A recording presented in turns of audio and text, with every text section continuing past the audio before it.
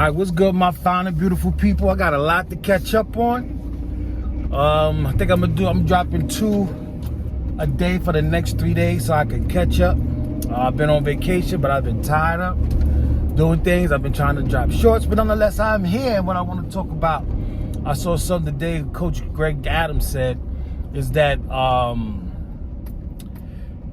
he had a top 5 list, but on his top of the list, his number 1 he had, now I'm not sure if it's in the importance, but the number 1 he had was men are in it for love, women are in marriage for business. And the funny thing about that is there was another video I saw that was talking along the lines of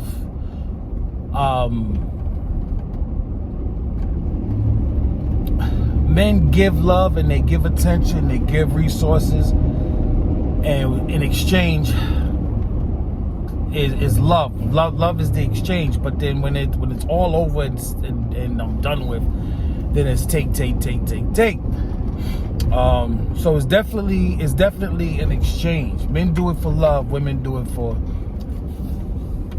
business. Yeah, because let you guys split up. She's taking a house, she's taking a car, taking half your income, child support, alimony, take. You know, I would say when I met my wife now, because I've been married twice. The first time was young and it was circumstance, and it was a business. It had more to do with business. It was my wife at that time when I was a young lad, 20 years old, 21 years old. You know, she was here on a student visa that ran out, and she couldn't get a job. So I had my friends here help her with jobs and help her get her visa. Now she's a teacher, and I haven't seen her about, I don't know, going on probably 30 years now. But that was a business, you know. High school students, it's crazy. You know, she was just coming out of high school. I was 2 years older than her, so I was already working and everything by 18. But now that I'm older on my second marriage, I will say when I first met my wife, knocked on her door, because I was a delivery guy, knocked on her door, and for me, time moves slow. It moved just like in the movies. Time had moved really slow for me. As I looked at her from feet to head, it went really, for me, time, it was just like a movie. Time went really, really slow. And I can say for me, if it's going to be very cliche-ish, but for me, it was love at first sight. For her, I don't think so. Even today, I don't think so. But for me, it was love at first sight. Even more so now, it probably is. I'm probably just a rock. I'm not saying she don't love me, but it's definitely imbalance. You know what I mean? Whereas you might hear to be in a relationship, one person has to love the other more. One person has to love more than the other. And I'm definitely that one person. You know, women in my past, I definitely gave them hell. They stuck around, they cried, they called, they went bananas. And in this case, the tables have turned. Not to say I've been perfect, and she hasn't been perfect, but I will say in the love department, I carry that. And I think financially, you know, she works, but financially, though I make more money, I think that, and will make more money down the line, you know, I think for her, it's a level of, I make enough money to be the man of the house, but I don't make so much money that she doesn't have a say. Because I think at some point, and we've had this conversation before, that I know I'm not the ideal, you know, as far as the number 1 man in the world, everybody's chasing down the door. But I'm just good enough in every department that she can have a level of laziness and a level of control where she could put in just enough, or she could do just enough that will keep me settled, but not so much that she feels like she's in the service department. And but that, I think that's how she rationalize things, you know, because I am the kind of person who do 110%, who'll go the extra mile, wake up early, the first one up, last one to go to bed, and all that good stuff. And just because I love her so much, just because I hate to say it, but I'm probably her biggest fan. You know what I'm saying? I'm sure I'm not her number one choice, but I'm her biggest fan. I'm the one who will look past the flaws. I'm the one who will probably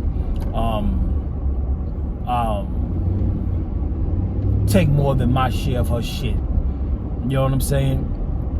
So, not to say she's a bad person or we have a bad relationship or whatever, but when I look at it, and when I look at her past, and I look at my past, and you know, it's just the realization.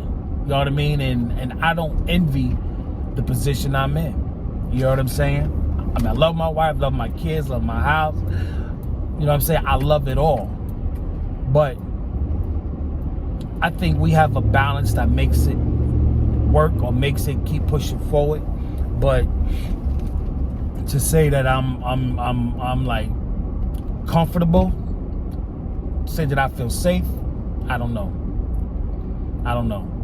You know, and I think it all comes back to, as they say, you know, if you get with anybody, make sure you like the person that likes you. You know what I'm saying? The person who's dreamy-eyed about you, because it's going to make living and dealing with that person a hell of a lot more easier. And now you can take your mind frame off of what are they doing and who they doing it with, and what are they doing when they're not around you, and the time they spending, you know, what are they doing with their time.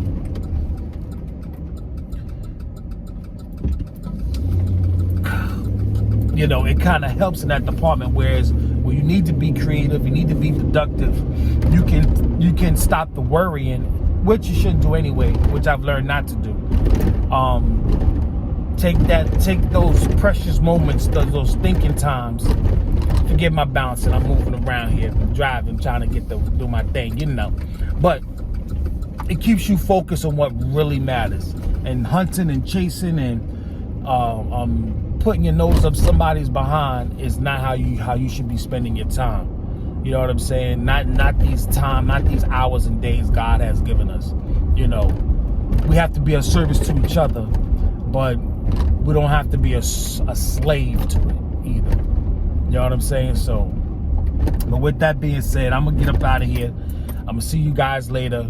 Remember, men, we in it for love. Women, they in it for business, and that is true. That is true. So don't ever get it twisted. Don't ever get it twisted. This is a transaction, you know, and it's a hard pill to swallow, but this is a transaction. Marriage is transaction. You know, like I said, I stay on my red pill stuff. I stay on my videos because I don't want to be jaded by her beauty, her booty. You know, she's, for me anyway, she's eye candy. But I have to really understand that, you know, she's a person, an individual. She has weaknesses, and you know, this is not a lifetime thing. I want it to be, but it's not guaranteed. This thing is moment to moment, day to day. You know, and all I can do is take it the next 24 hours, and that's it.